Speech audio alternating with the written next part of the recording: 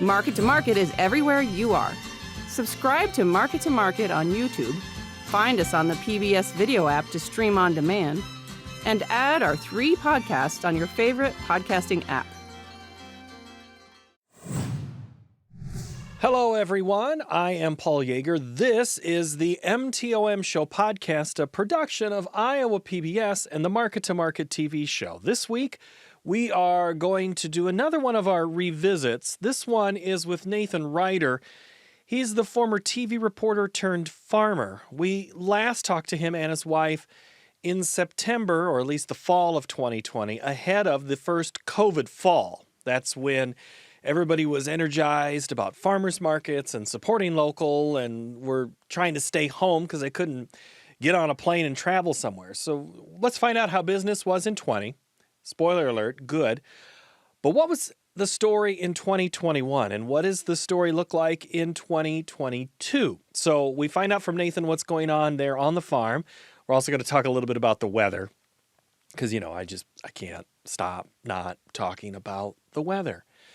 That is what we are up to this week as we find out what it's like to be a small-time farmer who is dependent on the friends and family to help when times get busy. And we'll also find out about the mom business. If you have any feedback for me, paul.yeager@iowapbs.org. Now, let's get caught up with Nathan Ryder. All right, Nathan. So before we started rolling, we were talking about our old news days. Let's kind of just recap a little bit. We're both recovering TV reporters, but we've gone in different directions. Do you miss being outside on cold days? Now, granted, you worked in Arizona, so it was warmer there, but you've spent time in the Midwest. You've got a big approaching snowstorm. Do you get the itch? The itch to stay inside and be warm or go out to my, nice high tunnel that's passively heated by the sunshine on a cold day and, gets up to 60 in there. Yeah, no, I don't have the itch to go back into news and stand outside and sub-zero live shots with my teeth chattering. But I still feel bad for those that do. I look at them and go, oh, why could their assignment desk not take pity on them? Yeah, I think the coldest I ever was on a live shot on the eastern side of Lake Michigan, up in Michigan City. And boy, the wind was blowing off that lake. And I think with the wind chill, it was about 25 below zero. I had never been so cold in my life. Talk about you walk outside and your lips just froze and your cheeks froze in place. It was painful. I don't know why people live in that. Yeah, and keep coming back year after year because they right. Surely it can't be that bad every winter. And it is. Well, people always used to tell us growing up in Arizona, well, your blood is thinner, so you can't handle the cold like people who live in colder climates do. I think there's some truth to that because, growing up in Arizona, you thought 60 degrees was cold. Yeah. Yeah, I always enjoy that. You can always tell the people out of place in Florida in November and December when it's 60 degrees and the locals are in 3 layers of coats and the non-natives are in shorts. It's like the bowl season. When we see Iowa go down to Orlando, they're the only ones in shorts on the beach and the beach is empty. Well, the high was 65 degrees today. And they're all in parkas. Yeah. So you lived in Arizona, you've worked in Michigan, worked in Indiana, you took root in Illinois. How... do you miss moving around or have you enjoyed finally putting some roots down and heading into that next chapter? No, we've really enjoyed finally putting our roots down. Working in news is a lifestyle that moves you around the country a lot. So you're constantly on the go. And, that was fun in our younger days, especially when we didn't have kids and a whole household to run, but we always kind of wanted to have something more. And that something more was stable work and the ability to be able to start our small farm operation that we had always dreamed of doing. So we moved out to the Midwest because we knew that just wasn't really a sustainable idea that could happen in Arizona. So we came someplace where there's actually 4 seasons and there's this thing called rain that falls from the sky periodically that you don't get a lot of in Arizona. and the ability to grow things. So we came to the Midwest, and people always ask us, why did you leave Arizona? And we tell them, well, we wanted to live a more sustainable life and have a farm where we could raise our kids and be able to help people eat healthy, locally grown food. So here we are. We're putting down our roots, and we're still glad to be here and be able to have that farm lifestyle. You're in Southern Illinois, I believe. The town. Let's see if memory serves. Golchester. I can't remember. Golconda. Yes, it's Golconda. It's not Golconda. There's those. You know how the emphasis is on certain syllables. Mine is always Waterloo. I'm like, it's Waterloo, not Waterloo. Yeah, you know how it goes. Mm-hmm. I do. Yeah. Yeah. When we first moved here, I used to say Golconda, because it's Gol, but we were quickly informed around here it's Golconda, like a gallbladder. Yeah. There you go. Yeah. So you moved in, I want to say in 19, right? Is that when you came, or was it 18? Memory is... Oh gosh. So yeah, this gets difficult because the years start blurring together. You know this, Paul. I know. That's the thing. Your gray hair is not showing like mine is. Oh, so. Well, I got plenty in there. Yeah, it's there. If you look close enough, it's there. Let's see. So we moved over here in 2013 was when we moved to Southern Illinois. We worked on a large agronomy farm growing corn and soybeans and cattle for about 3 years.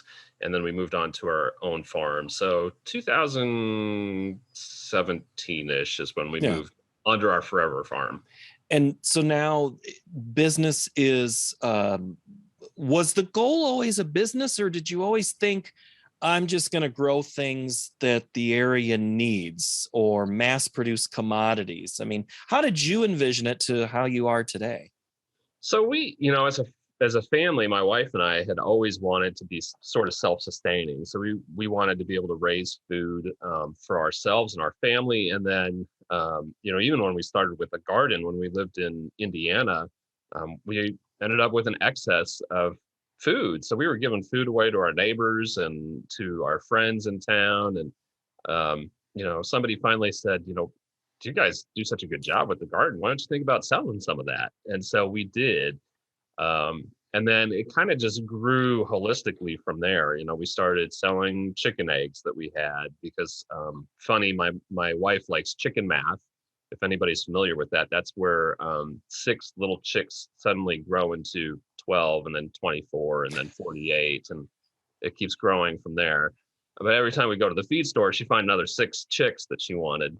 So, then we got into the egg selling business, and slowly our produce selling business started to grow too. So we've always wanted to keep it small.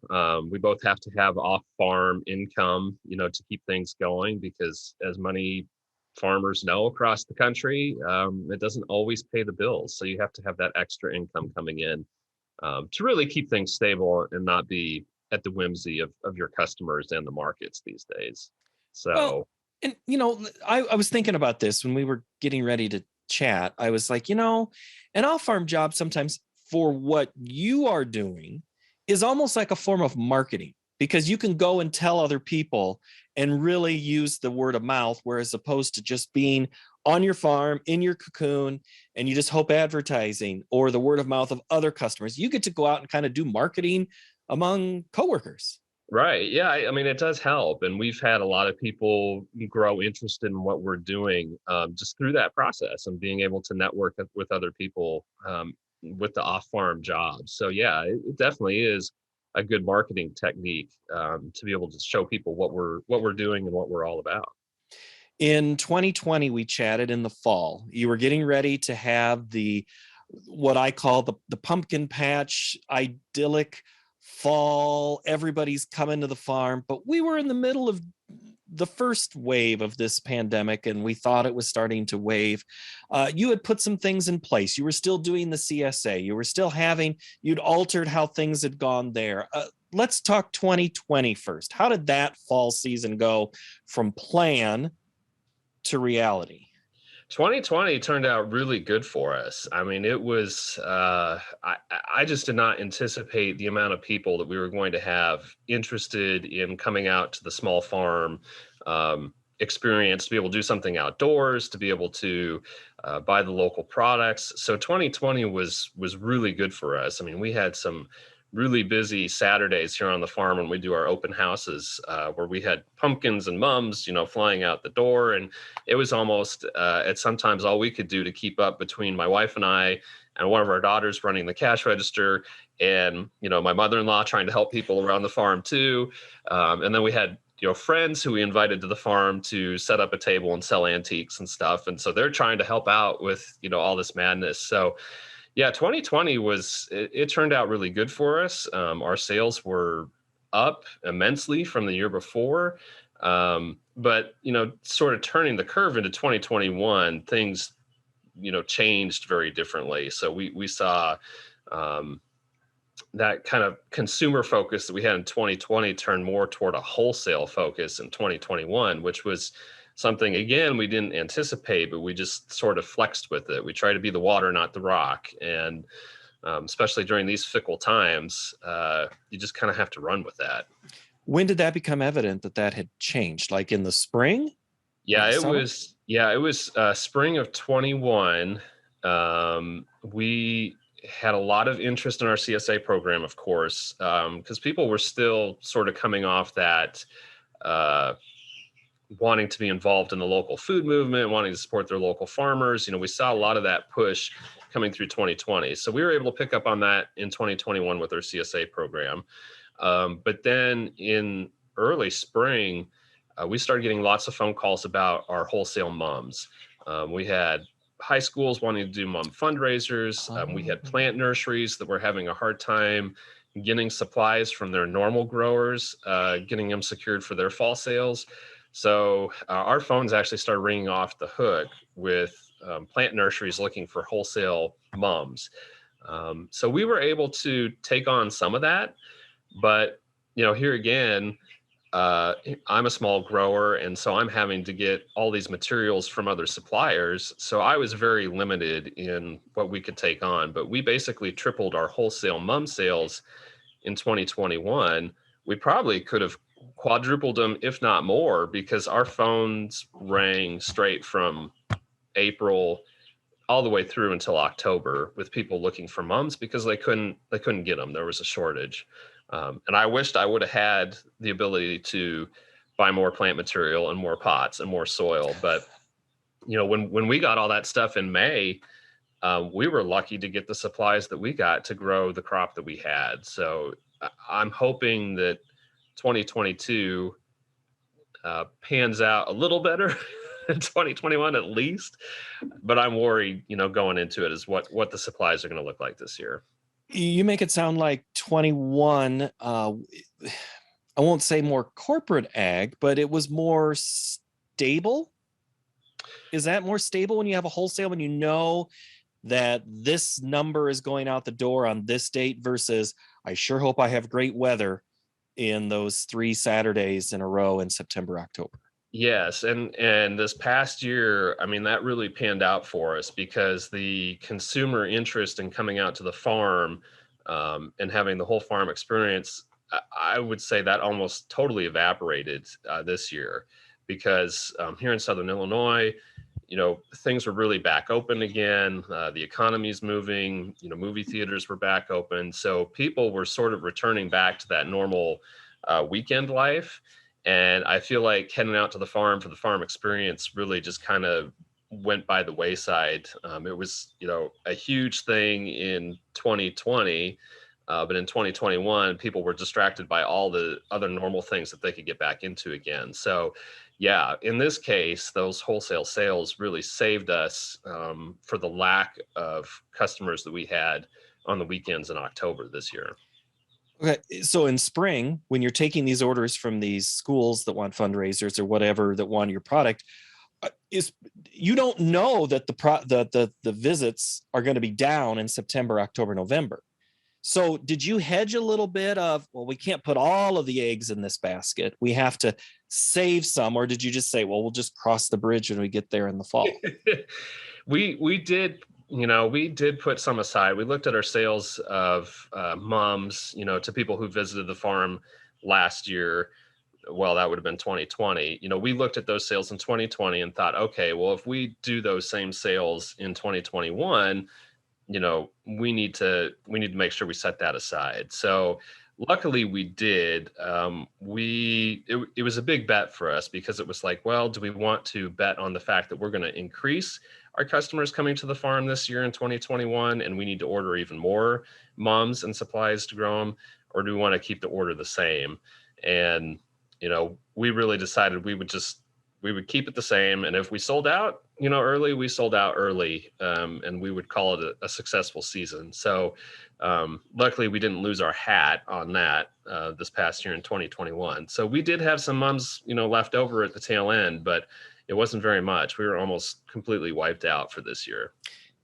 How does you mentioned dirt and pots and things like that. Do you get mum seedlings? Are you planting seeds? How do you grow them? Yeah, so we get rooted cuttings from a greenhouse company up in Northern Illinois or Michigan. So we go through, Ball Seed, who's a huge cutting supplier in the ornamental plant industry, and so they broker a grower to grow them, and we order them in. But we had just like pretty much every other farmer, I'm sure, issues getting the colors and the variety that we had ordered. They would have to substitute with 50 of this and 50 of that. And so it was a challenging growing season because we're working with plant varieties we've never worked with before.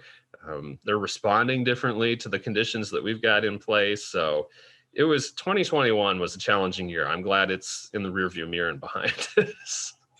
But let's keep talking about it anyway. That's right. Let's dwell on it. What was the CSA business like then in 21? CSA was good. We were able to attract a lot of new customers to the CSA program this last year. A lot of people had approached us because they were thinking about getting on with services like Misfits, produce, where you're going to get the box of ugly produce shipped to you once a week. And they started thinking, well, maybe there's somebody locally that grows pretty produce that we can get, and we'd support a local farm. So we did garner some business from that.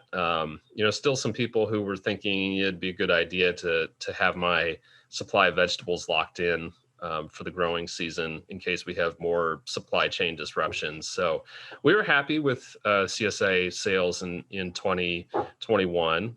We're already off to a good start for 2022. So I'm hoping that we continue with the CSA growth this year.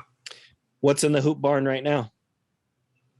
Well, right now, not much of anything because we've had some pretty cold days. I'm about at that time of the year where I can start seeding some cold crops, some kale and chard and some of those really cold loving crops. They'll probably start going in this next week, but the ground's frozen pretty good in there right now. So we're hoping that after we get through this winter storm this week, we'll get enough warmth that we can start to see that ground thawed a little bit and get some of those spring items planted. Do you find that tastes of people changed from, say, 19 to 20 to 21? I mean, is kale a thing because we need to be healthier, or we don't want kale because it didn't work the time before to keep me healthy? Why would I go do it now? Right. Well, I'll tell you, here in Southern Illinois, it's interesting because people love their staples. So your cucumbers, your bell peppers, your tomatoes, they love our fresh salad greens. I like to mix it up. I like to throw some fun stuff at them every once in a while. So maybe some arugula, some stir fry mix. We grew some little Japanese salad turnips this last year, which turned out to be a big hit. Everybody loved those. So, part of our mission is to educate people and let them taste and try new things. Part of that is making sure they have a recipe so they know what to do with it and how to cook it. But it's funny. We do get people who try things once and they're like, hey, next time I don't want the Swiss chard. It's okay. Like, okay, well, I'll eat the Swiss chard for you, or one of your other CSA members will. So, um, yeah, it's funny. Like, there's not a whole lot of trend eating here in Southern Illinois. It's kind of stick with what you know. I don't think we're that far off here either, so that's okay. Animal wise, what do you have floating around the yard right now? Yeah, so we've got all of our chickens, of course, for our farm fresh eggs. We have some heritage breed turkeys that are running around the farm right now. We're hoping that this year they'll breed and we'll be able to hatch out some new heritage breed turkeys. We've got our flock of Katahdin hair sheep that are on the increase. So we had a great year last year where we had some 2 ewes born. So now we're up to 4. So we're hoping to expand the herd this year, and that will go toward being able to provide some farm fresh meat, off the farm. We would like to be able to provide pasture raised sheep and lamb. And then we've got our dairy goats. So we produce our goat milk soap on the farm. So we have our dairy goat flock herd going as well. So that kind of rounds it out. Was soap, that's one of those, is that thing something you can sell year round because the milk is produced year round? Yeah, so we actually, milk in the spring, of course, and then once we dry them off, we freeze milk all year long, and that's the nice thing about being able to produce that soap, is that we can put stockpiles of soap in the freezer. My wife, who's the soap crafter, she can handcraft her goat's milk soap all winter long. It's something we can change the scents of all season long. So yeah, it's a nice product to have, especially around the holiday time when we don't have really any produce growing on the farm, but we have the goat's milk soap that we can continue to sell, sort of as a gateway for people to get in and get a gift card and maybe buy a CSA membership as a gift too. So. Now, I don't think you do a big Christmas time market. Do you do one Saturday or one weekend in the fall to sell some of those gift items? No, not really. Winter. We once we close down after Halloween, that's kind of our vacation time. So we go into hibernation mode from November through December and January, pretty much. That's kind of the time for us to take time as a family and have the fun weekends and check out and maybe go do a little day trip or something. So we're not tied to the farm every single day, but we do online sales with our soap. We have an online shop. And then we also do, sales by appointment. So people can always call us and put in an order or do an order online and then schedule a time to pick it up. We'll have it ready for them. So we try to make it as convenient as possible. Now, there's challenges, of course, to doing the farm work. Do you ever, at some point when you're in the desk job, go, I wish I was all in on this? Or do you enjoy a little bit of the mix and match of employment? It is a challenge on a daily basis. So yeah, when you have those days when it's 97 degrees outside and 92% humidity and you have to go out and weed, the desk and the air conditioning looks really nice. And so it's hard to motivate yourself to step away from the desk and go out and do what needs to get done. But at the same time, I think there's a lot of pluses behind it. So, you can really structure your day to fit what you need to do. So a lot of times I'll go out in the morning as soon as the sun comes up at 5 in the summer. I'll be outside in the cool of the morning doing work on the farm. By 8 o'clock, I can come in, I can get showered, I can reset myself for some desk work, take a little break at lunch, maybe do some stuff for the farm, go back, do a few more hours of desk work, and then go out in the early evenings when it cools down again and do some more farm work to end the day. So I think it's nice to have that balance and that mix to be able to change it up throughout the day. But there's others it's harder to retool your thinking and step away from the desk, for sure. Have you been able to network with other farm family groups that are in your type of business and find out, are you exchanging ideas, sharing stories of struggles and successes? Yeah, I'm on a couple different small farm Facebook groups, which are great because I think that provides a real easy way to exchange ideas and um, sort of pick people's brains, find out what's working for them and what's not.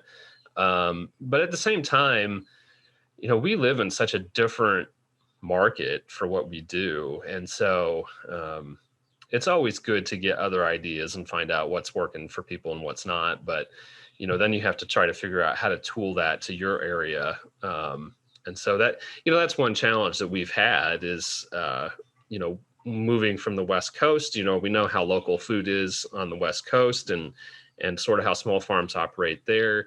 And then it was very different when we moved to the Midwest. And, people are just used to sort of going to the grocery store and getting their staples off the shelf or buying frozen vegetables. And so, it's hard to sort of retool people's thinking, back toward some of the fresh produce that we have to offer again. So, yeah, I think it's important to be able to, peg ideas off of people and sort of have that morning coffee shop routine. It's like the agronomy farmers, the corn and soybean farmers going down to the local coffee shop and chatting each other's ears off in the morning. I think you got to do that. Instead, you just do Zoom meetings, things like this. Yeah. Hey, you get a lot out of Zoom meetings sometimes. You do. And again, let's go back to how it started when we start talking about our, recovery news days of just think of how you wouldn't have to get into the car to go travel to somebody that you need for your story when you can just say, hey, I'm going to send you a link. Do you have 5 minutes? I mean, that's changed the way we get information now. Yeah. I mean, you have access to so many other ideas and other people that it's almost silly not to take advantage of that. Because I mean, for me, I'm an information hound, and maybe that goes back to my old reporter days, but I love to find out what the small farm, 30 miles away from us is putting in the ground and what their people are buying, because it might be something that my people would be interested in. It may not be. But how do you know unless you put those feelers out and get that information? Yeah, it's always fascinating how that all shakes out. 2022, so we don't have anything in the ground yet. We're looking at adding some meat. Do you have a place to process your meat? Because that was a big thing in 20 and 21. Yeah, that's a sticky challenge. Luckily, I'm hoping that by the time that we get to the point of processing meat, that supply issue will be sort of figured out. We have the challenge here in Southern Illinois where we don't really have a large processor nearby. We have a couple small mom and pop shops, but they almost exclusively switch over to deer processing in the fall. We're in huge deer country down here. So once shotgun season opens in November, the processors go totally deer. You can't get anybody in to get processed for a good 4 months. So you have a shortened window in Southern Illinois.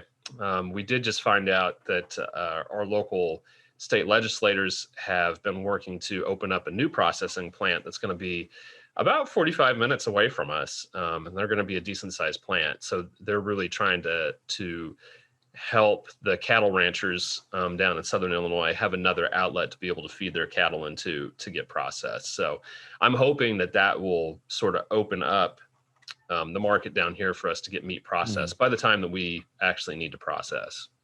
That's my hope. It's good hope. It is, and that's that. There's stories about that. And, we've had discussions on the TV show about, if you want the market to recover, put a processing plant in your backyard. Are you ready to put it in your backyard? And that was a frank question that not even in cattle country, somebody will say, I don't want that near me. So, I mean, that's a whole touchy subject. Yeah. Environmentally, I'm going to mix a couple of your backgrounds. Do you have any embrace of environmentalism with your products? I mean, we're talking about things that are not mainstream that you're doing and growing and raising. I mean, was that by design to be more stewards of the land? I mean, I don't think I've heard you say organic. Is any of your stuff organic? So, no. So we try to grow as organically as possible, but we do not go toward organic certification. So we just in our area, in our region, organic is not a huge draw for folks. So for us to take on the expense and the time to become organically certified, we just came to the conclusion that it wasn't a smart business move for us. I would love to do it, but the payoff just isn't going to be there. So we grow things as holistically and naturally as we possibly can. We try to avoid harsh chemical inputs. We really avoid using any type of herbicides. We'll use them if we have to, if we're getting into a pinch where we've got some type of a pest or weed issue going on. And our customers know that. We're pretty upfront with them. We've had folks who have told us that they're allergic to a specific pesticide or fungicide or herbicide. When I grew peaches, I used to break out when I would pick the peaches because of the fungicides that we would spray on them. So we try to be as upfront with our customers as possible. We'll tell them like, hey, if we got to spray a crop, we're going to let you know that crop has been sprayed. We're going to follow all the guidelines and the harvest intervals, keep everything appropriate so that we're not, doing anything wrong. But we'll only do that as a last resort. So we're going to try to do everything as organically as possible. Okay. Yeah. Well, I mean, that's one of the nice things I'll just throw in there about having the guinea hens and the chickens roaming the farm is they really cut down on our pest pressure, and our sheep and our goats produce manure on the farm that we can compost and turn back into our crop fields. So we really try to keep things as holistic and natural as possible on the farm without that certification. And, we have concerns about the environment and about weather. It seems like every year that we've been growing here has been different weather-wise. And I don't know that there's any place in the country where the weather has been the same from one year to the next, but we take our stewardship of the environment and the land very seriously, as I think most farmers do. And that land of yours is about to get a nice big coating of snow. What's your forecast locally for you? Oh gosh, so it's bounced back and forth. First, it was we're going to get buckets full of rain, and then it's going to ice over, and then we were going to get 7 inches of snow. Now they're saying we're going to get lots of rain, and then about a quarter to a half inch of ice, and then some amount of snow on top of that. So a lot remains to be seen. We're picking up groceries tonight. We're going to be stocked up and ready to hunker down for a few days if that's the case. Well, it'll be fun. So I appreciate the time, Nathan. Thank you so much. Good to catch up, and good luck on a 2022 growing season and consumers. Let's see how they shake out. Yeah, I support your local farmers. Don't forget about them. All right. Thank you, Nathan. Thanks, Paul.